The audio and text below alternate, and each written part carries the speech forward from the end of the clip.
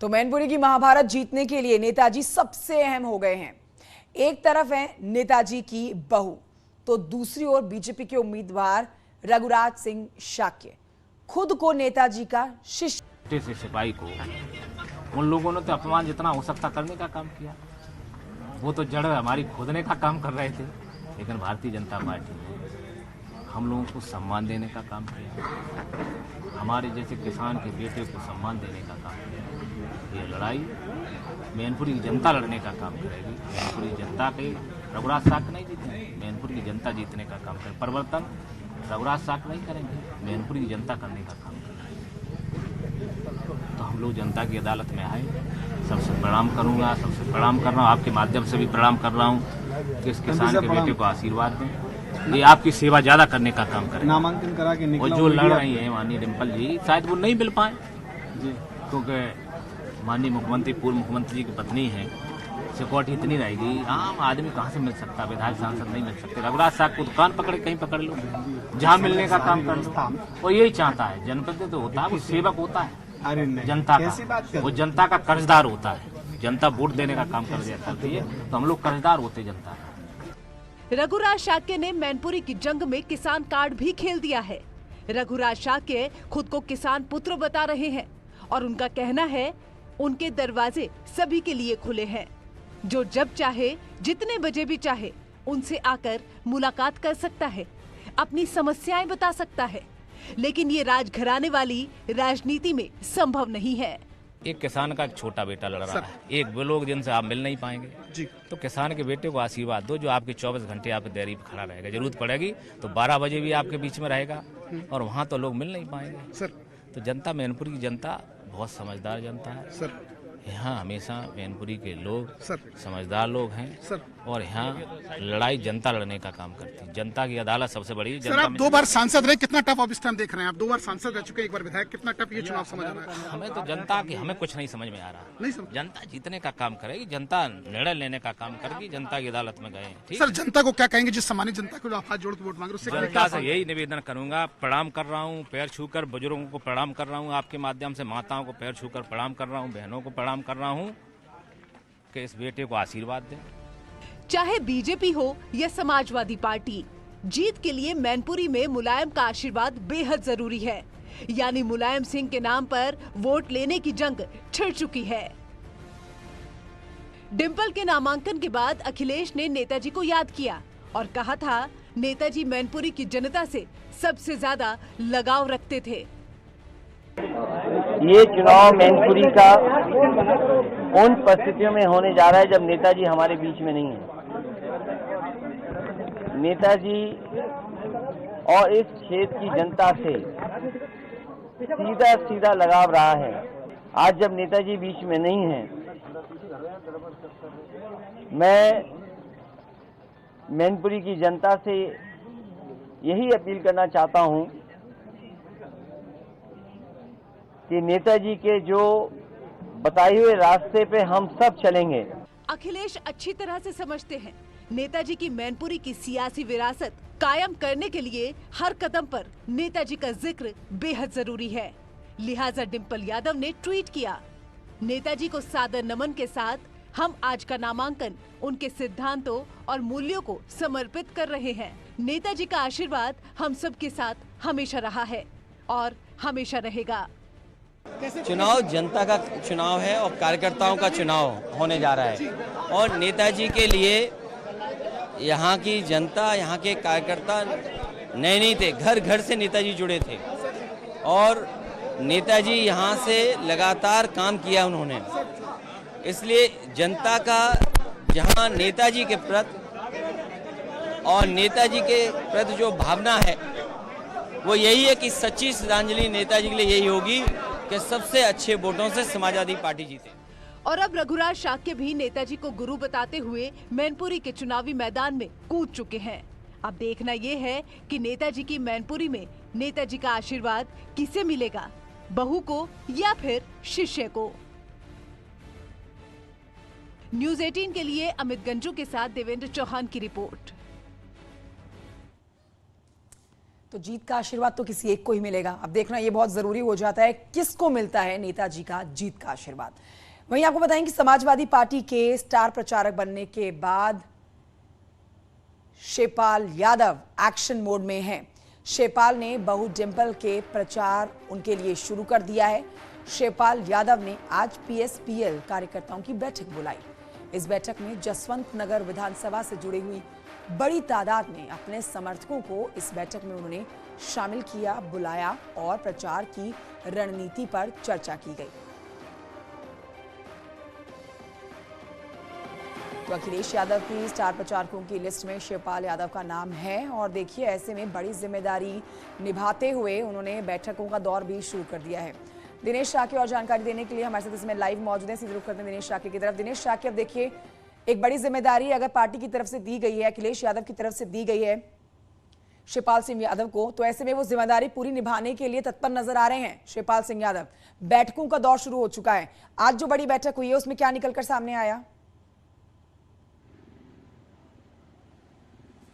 कल शाम को शिवपाल सिंह यादव जो प्रगतिशील समाजवादी पार्टी के राष्ट्रीय अध्यक्ष और जसवंत नगर से समाजवादी पार्टी के विधायक हैं, जैसे ही उनको समाजवादी पार्टी ने स्टार प्रचारक की भूमिका में लाया गया है, उनका नाम घोषित किया गया है, 7वें नंबर पे उनका नाम रखा गया है और उसके बाद रात में ही इस बात का ऐलान शिवपाल सिंह यादव की तरफ से किया गया है और उन्होंने जसवंत नगर के तमाम ढेर सारे कार्यकर्ताओं की सैफई के एसएस मेमोरियल स्कूल में एक बैठक बुलाई है, जो बैठक के दोपहर 12 बजे से शुरू हुई है। अब से कुछ देर पहले यह बैठक समाप्त हो गई है।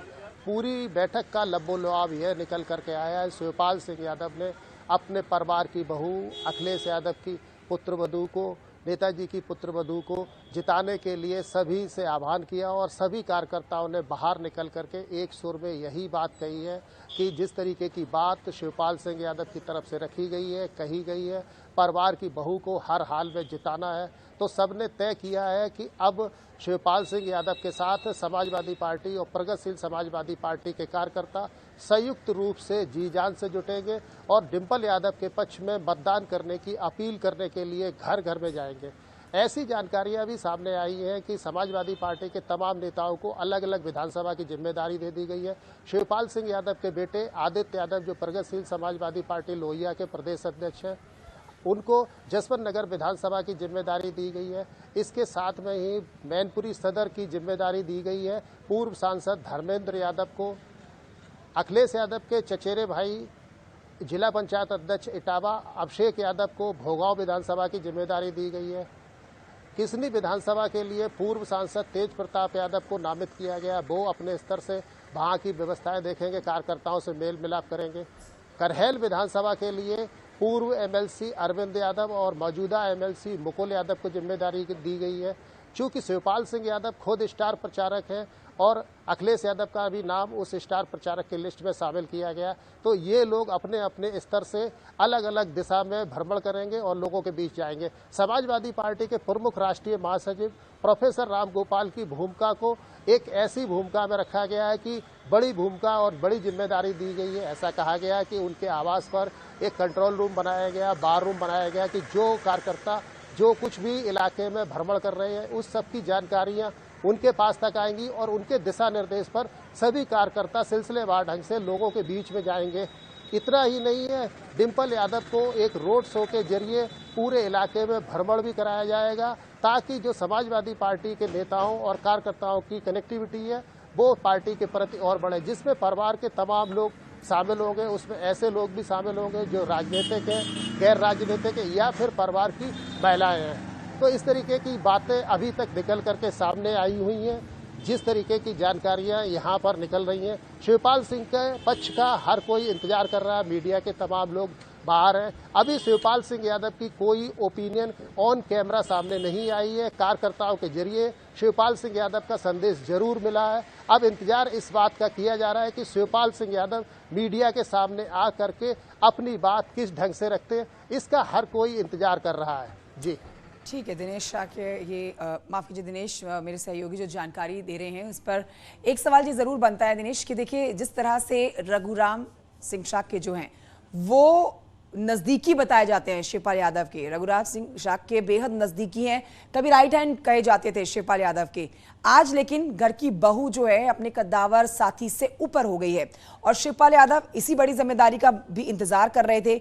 नंबर 7वां है उनको स्टार प्रचारक में लिस्ट में लाने का, लेकिन 7वें नंबर पे आते हुए भी आज जो उन्होंने बैठक की है इसमें यही निकला है कि डोर टू डोर कैंपेन किया जाएगा और पूरा भारी भरकम बम्पर वोटों से जो जीत है वो डिंपल यादव को ही दिलाई जाएगी। दिनेश,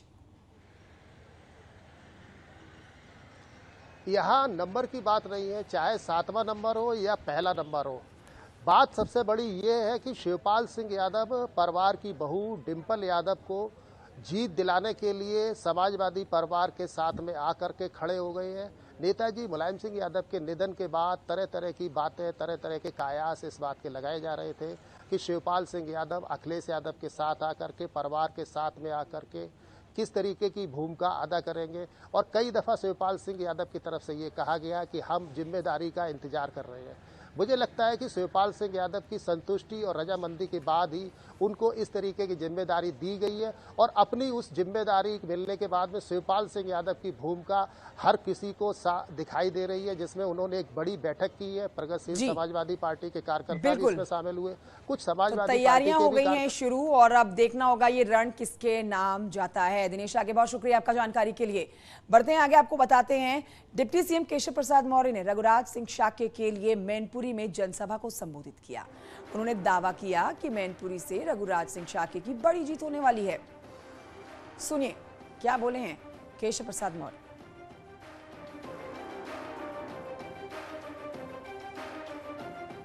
जब से श्री रघुराज शाक्य जी प्रत्याशी घोषित हुए हैं, सपा खेमे में खलबली मच गई है कि नहीं मच गई है? बताइए, खलबली मच गई है।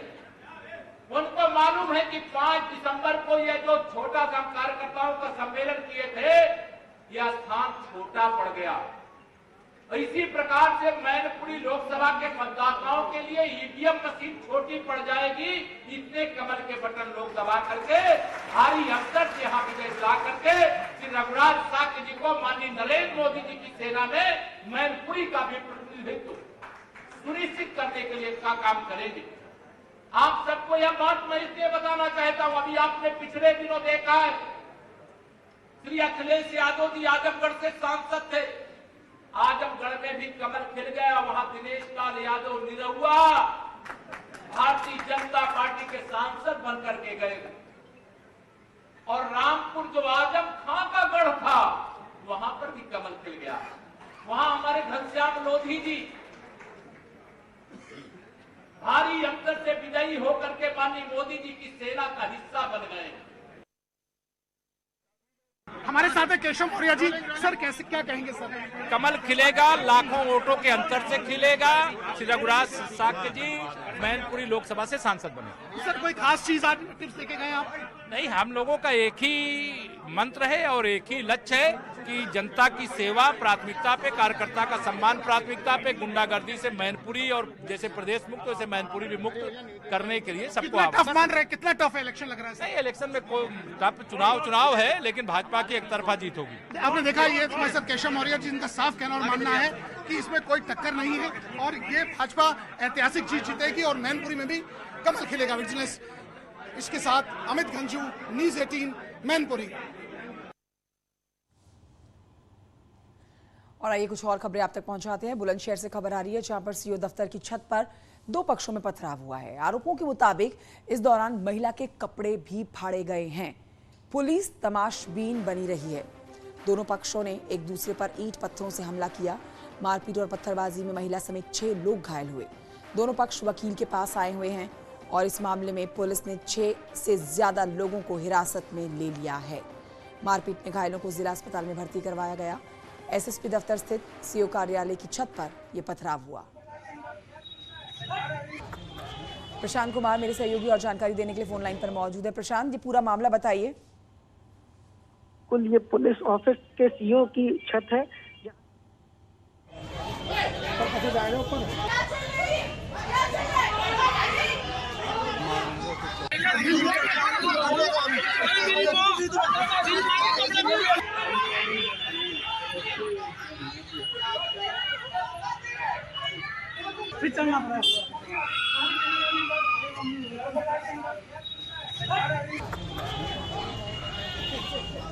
प्रशांत मेरे सहयोगी और जानकारी देंगे, फोन लाइन पर मौजूद है। प्रशांत, तस्वीरें हम दिखा रहे हैं, दो पक्ष बुरी तरह से एक दूसरे की जान लेने के लिए उतारू हो रखे हैं। क्या विवाद रहा, क्यों इतना ये विवाद बढ़ता चला गया? बिल्कुल, देखिए ये पारिवारिक मामला था, लेकिन पारिवारिक मामला परिवार से निकलकर सीओ दफ्तर पहुंच गया और सीओ दफ्तर की छत पर जमकर पथराव हुआ है।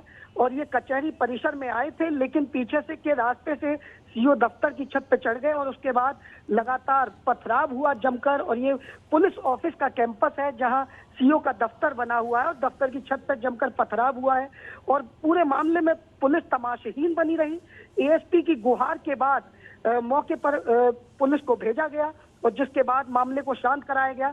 एएसपी ने लगातार पुलिस को ऊपर भेजने के लिए अपील करती रही, लेकिन पुलिस पूरे मामले में तमाशाहीन बनी रही और लगातार दोनों पक्षों को पुलिस समझाने का नीचे से प्रयास करती रही, लेकिन दोनों पक्ष एक दूसरे की जान के दुश्मन बनते नजर आ रहे थे। हालांकि इसमें आधा दर्जन लोगों को अस्पताल में भर्ती करा दिया है जहां उपचार किया जा रहा है, वहीं आधा दर्जन लोगों को पुलिस ने हिरासत में ले लिया है।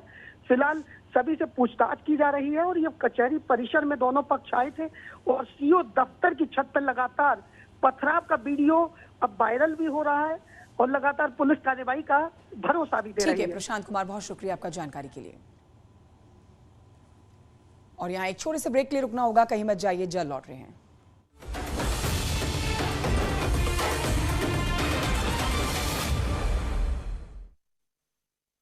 की हंगामे के बीच में पथराव किया गया। जालौन में बुजुर्ग महिला की सिर कुचलकर हत्या कर दी गई। बदमाशों ने बुजुर्ग महिला को मौत के घाट उतारा। घटना से इलाके में सनसनी का माहौल बन गया।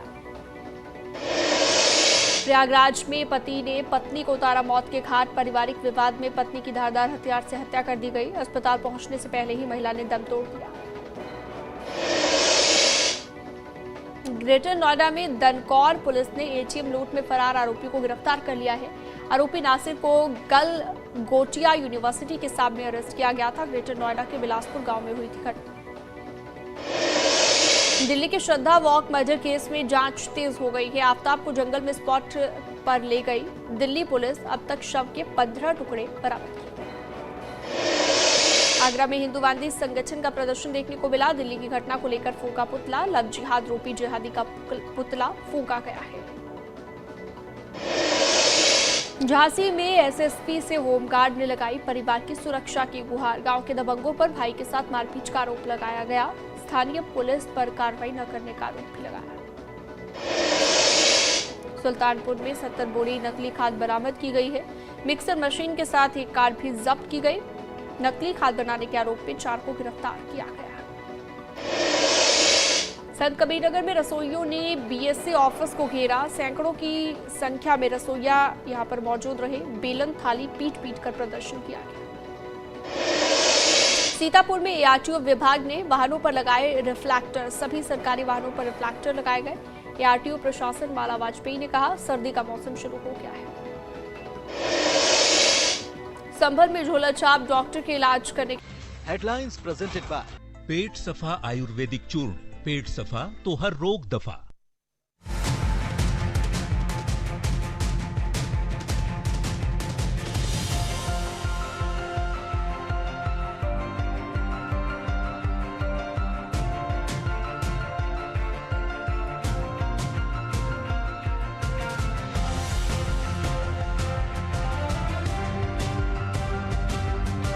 हेडलाइंस प्रेजेंटेड बाय पेट सफा आयुर्वेदिक चूर्ण। पेट सफा तो हर रोग दफा।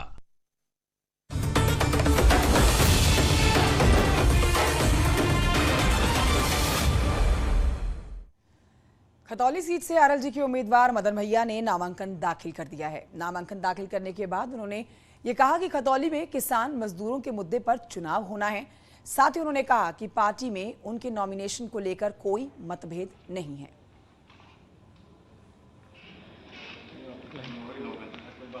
एक मिनट।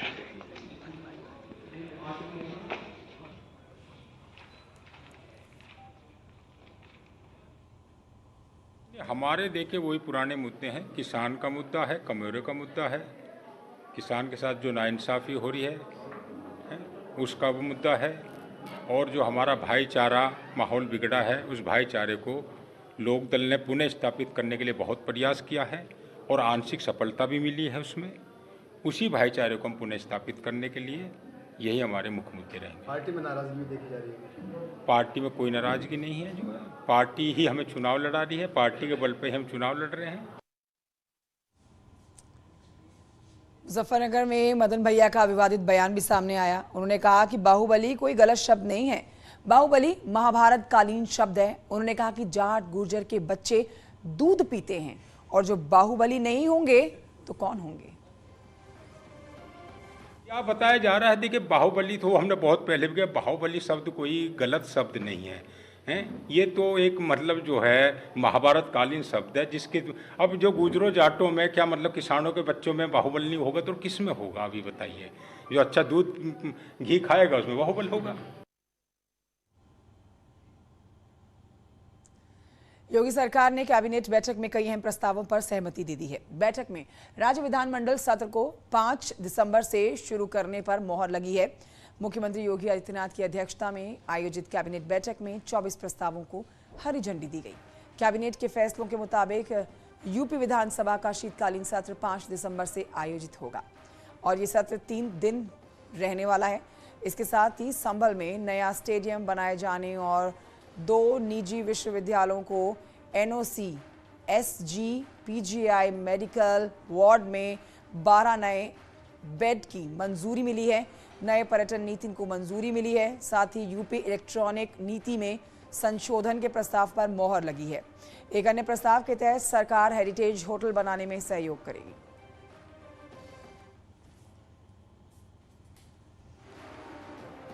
तो देखिए योगी कैबिनेट की अहम बैठक जिसमें कुल 24 प्रस्तावों पर मोहर लगी है। 5 दिसंबर से विधानसभा का शीतकालीन जो सत्र होना है उस पर 3 दिन का ये शीतकालीन सत्र होगा, ये साफ कर दिया गया है। रुकना होगा एक छोटे से ब्रेक के लिए, कहीं मत जाइए, जल्द लौट रहे हैं।